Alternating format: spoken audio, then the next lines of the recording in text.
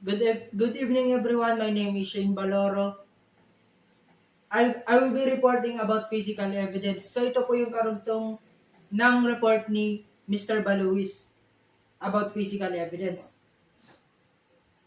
Preservation of physical evidence. In taking measures against deterioration, the factors of time elements and temperature should be given a special consideration as follows. So, deterioration meaning is yung pag-decay or yung pagkasira ng isang material of physical evidence with physical evidence kapag hindi siya na-handle ng maayos ng nagko-collect or ng investigator. So, una, time element.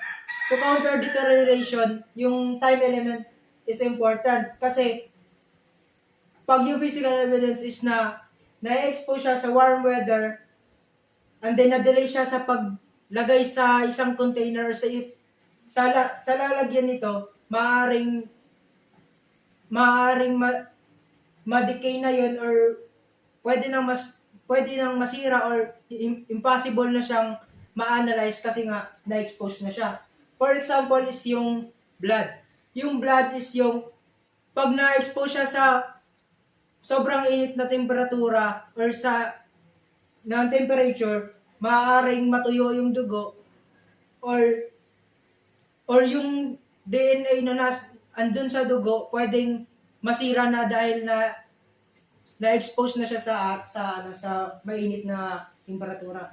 Pwede din pati rin sa sobrang lamig na temperatura kung saan nagpe-freeze na sobrang freeze na yung DNA na nandun sa dugo or yung dugo talaga naging freeze na, hindi mahirap na siyang i-analyze pag hindi na siya nag-freeze. And then pangalawa yung temperature, connected lang siya sa time element, dapat pag nilagay na sa isang storage yung isang physical evidence, dapat hindi siya mainit more than 95 degree or hindi siya sobrang lamig na temperature. Para yun, dapat katamtaman lang, nasa middle lang yung lamig nun para hindi siya para ma-store lang siya at hindi siya masira pa. And then collection of physical evidence. So dito na tayo kung ano yung mga important na dapat i-collect ng investigator at kung paano yun i-collect.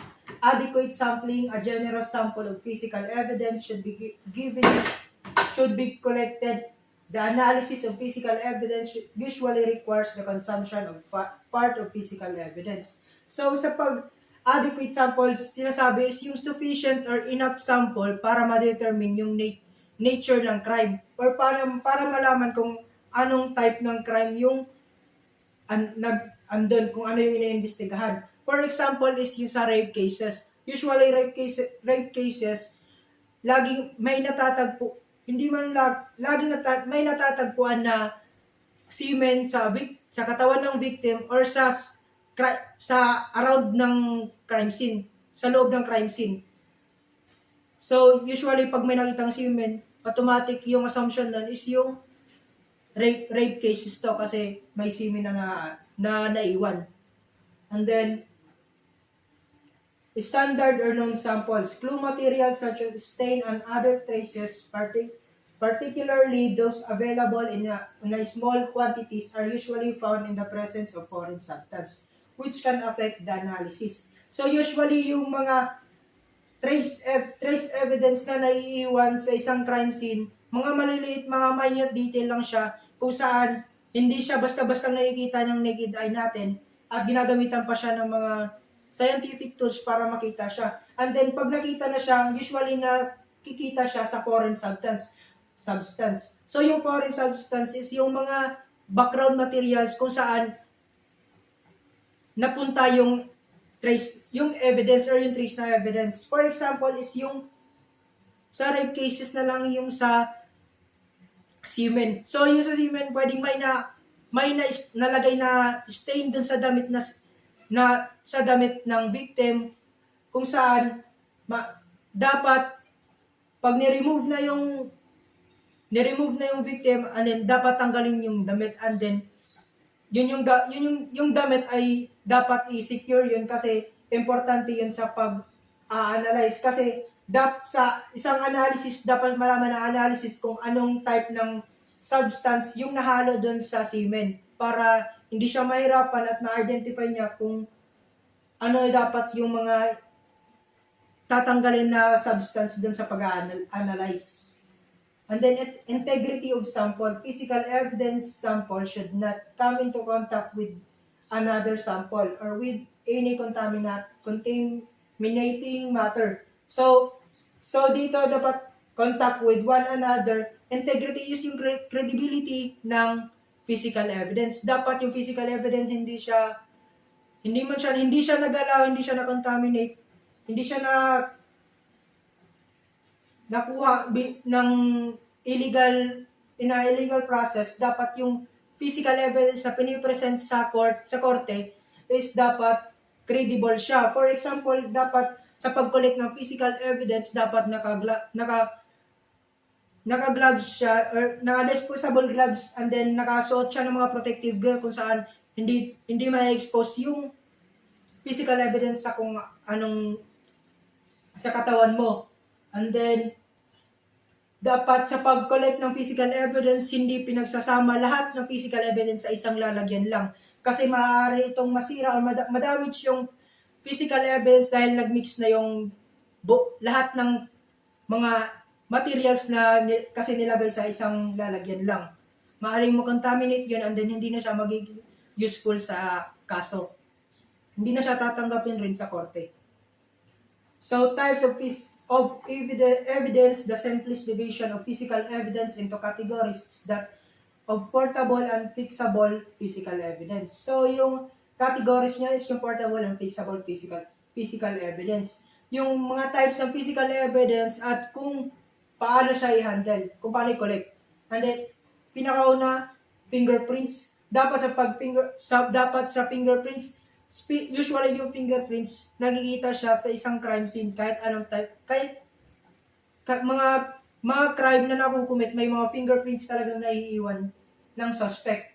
For example, is yung sa murder cases, yung knife, yung suspect gumamit ng knife, yung knife na yun, yung handle ng knife is yung ando na yung fingerprint ng suspect kasi nahawakan niya yun. And then yung dugo naman ng suspect naman na napunta sa knife is pwedeng maging connection siya at magamit sa isang korte para panglaban sa suspect.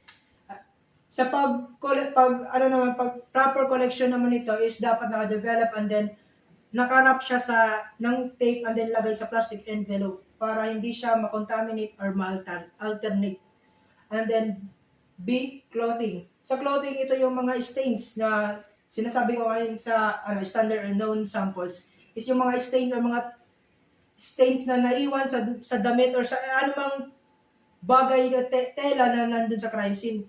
So dapat kung anong itsura nung nakita natin sa isang crime scene yung damit, hindi dapat natin yung ayusin or tupiin ng maayos para kung ano yung itsura, yun din yung i-represent natin, na possible na i-present natin dun sa korte para credible din siya.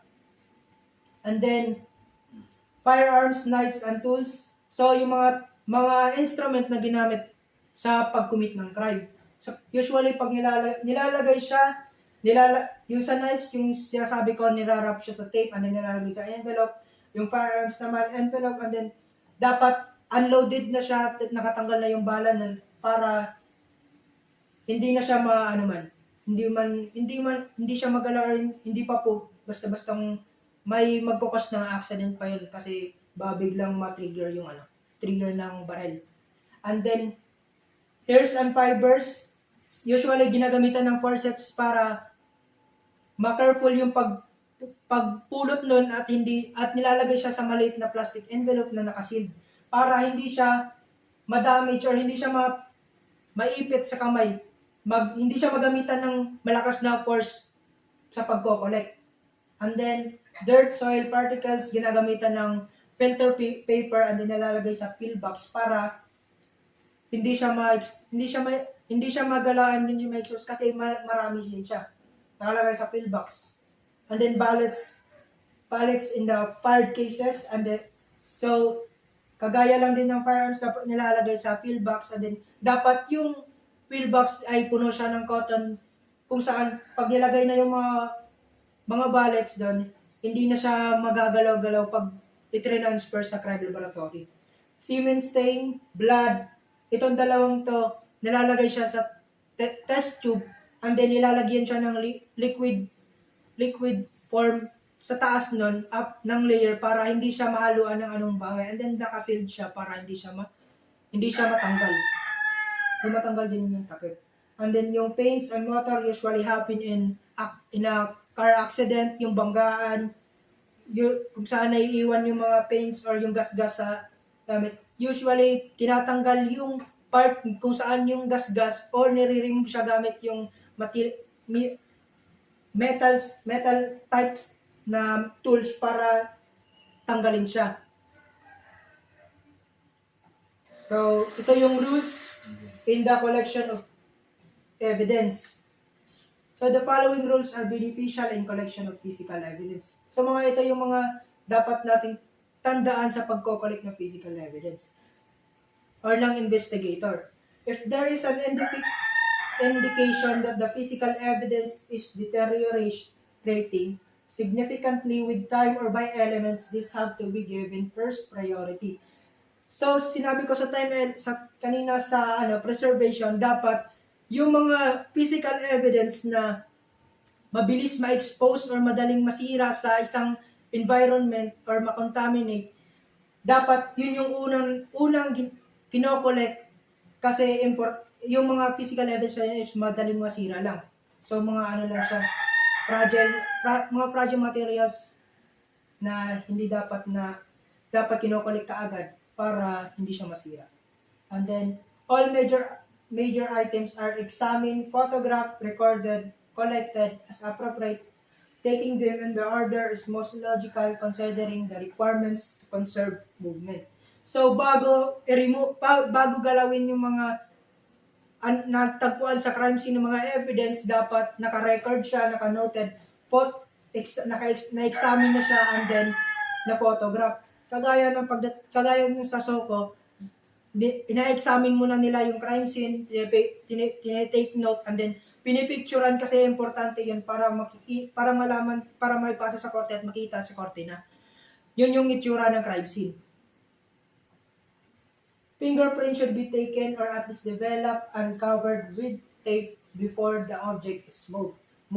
So, yung mga fingerprint, yun yung mga materials mga tools na kung saan nakikita sa crime scene, and then usually may mga fingerprint mahahanap doon, mga anong fingerprint kagaya na sa suspect or sa victim, makikita doon, kailangan i-collect yun. Sa pag-collect naman dapat na develop and then covered with tape para hindi siya ma-contaminate pag ni-remove na siya.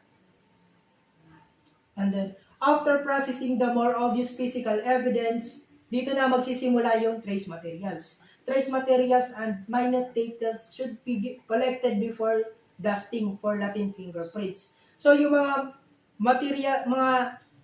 maliliit na traces ng evidence na nakakalat sa crime scene is dapat yun yung sunod na i-collect para pagkatapos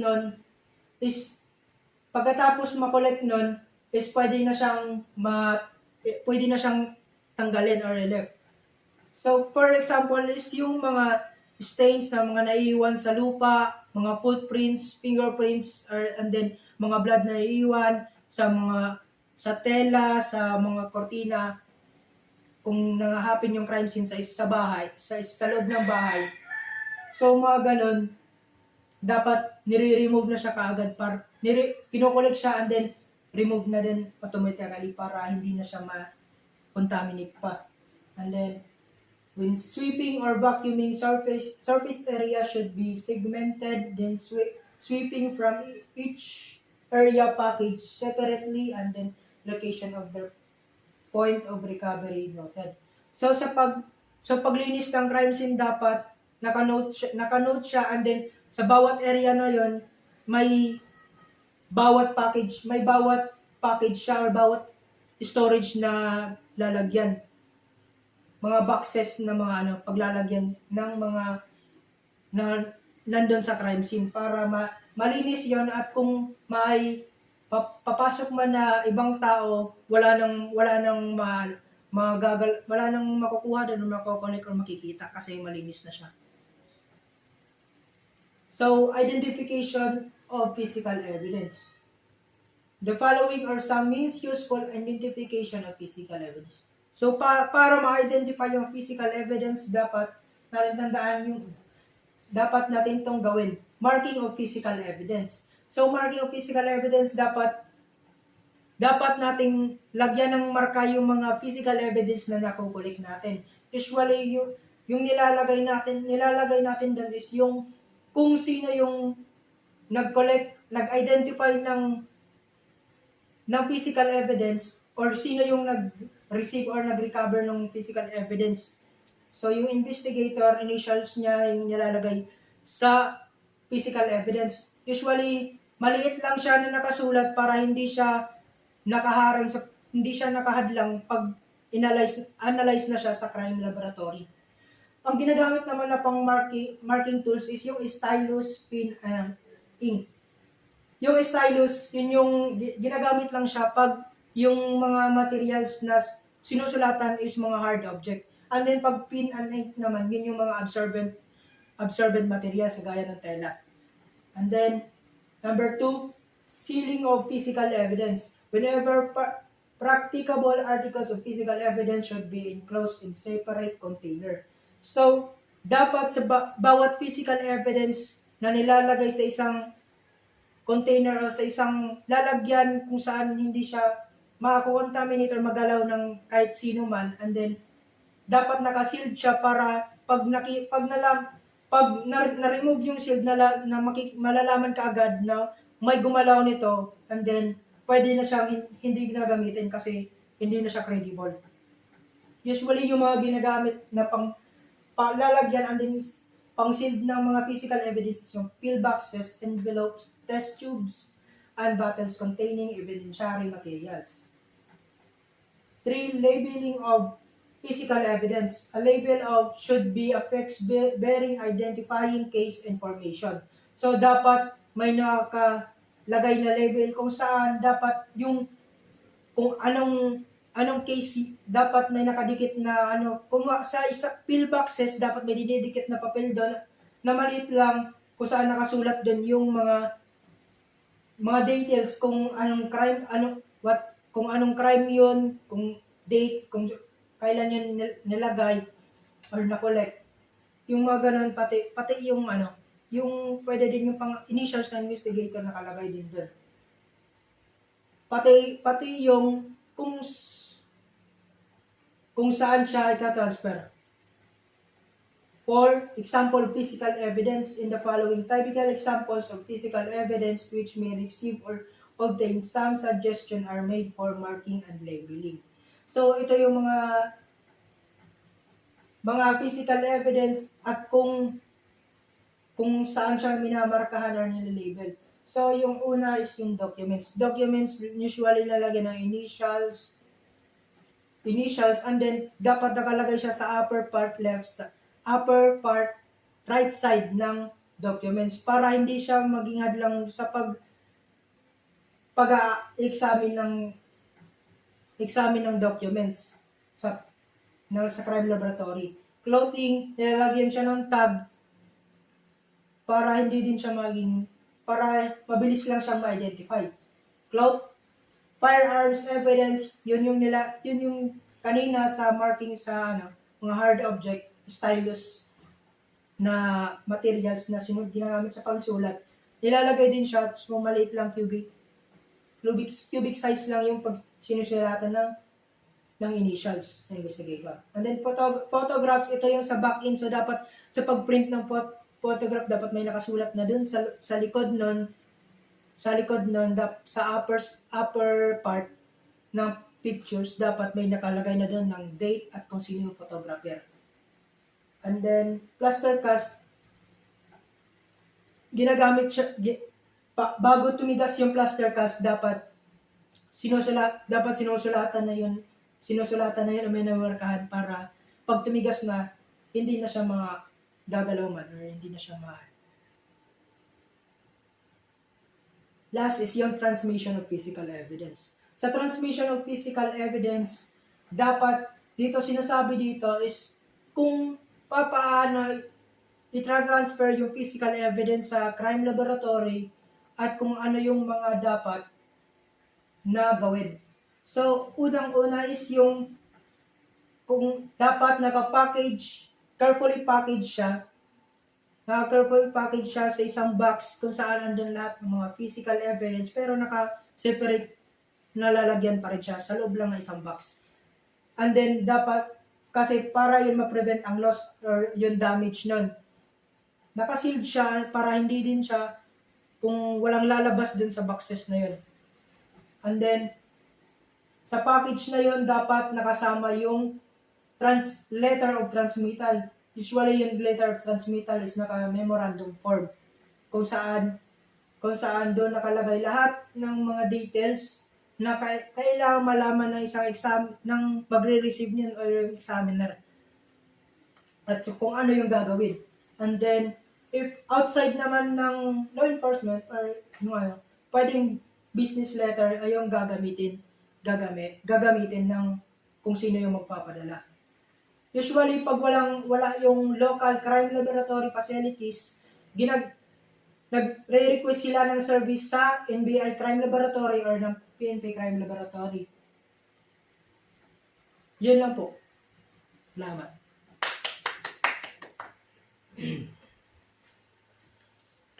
Stop. Stop.